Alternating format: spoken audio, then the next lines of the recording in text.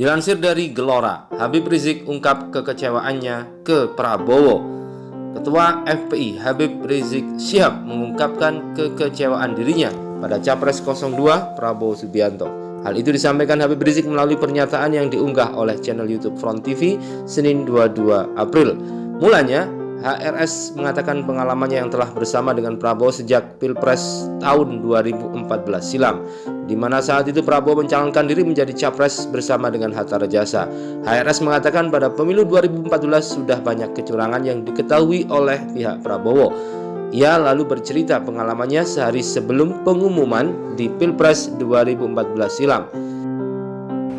Saya punya pengalaman dan di Malang sebelum pengumuman hasil pemilu tahun 2014, saya diundang oleh seorang pengusaha di Jakarta untuk melakukan pertemuan dengan calon presiden saat itu, yaitu saudara saya, Bapak Prabowo Subianto.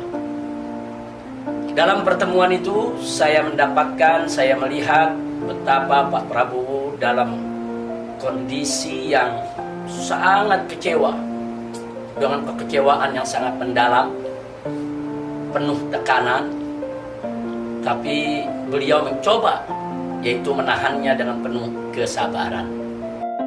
Kekecewaan Prabowo itu adalah saat dirinya yang dipastikan tidak lolos menjadi presiden karena adanya sejumlah kecurangan. Kecurangan itu disebutkan Habib Rizik hampir sama seperti Pilpres yang terjadi pada tahun 2019 ini. Saya ingat betul saat itu Pak Prabowo mengabarkan kepada saya bahwa beliau sudah mendengar berita bahwa besok akan ada pengumuman Jokowi itu menang di dalam pemilu 2014. Yang membuat beliau tertekan adalah beliau sudah mendapatkan laporan seperti yang terjadi pada tahun 2019 ini, bahwa sebetulnya beliau menang, cuma terjadi aneka ragam kecurangan. HRS saat itu menyarankan Prabowo untuk melakukan people power. Namun, saran dari HRS itu ditolak oleh Prabowo. Kemudian saat itu beliau meminta pendapat saya. Saya waktu itu mengusulkan, kalau memang kita punya bukti yang kuat adanya terjadi kecurangan-kecurangan, ya kita lawan dengan people power. Atas penolakan itu HRS mengaku kecewa dengan Prabowo. Namun pada malam itu Pak Prabowo agak berat untuk melakukan people power.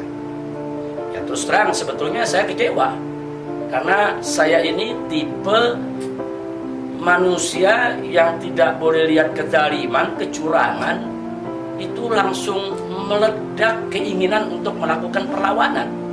Karena bagi saya yang penting kita berjuang melakukan perlawanan, menang kalah itu urusan Allah.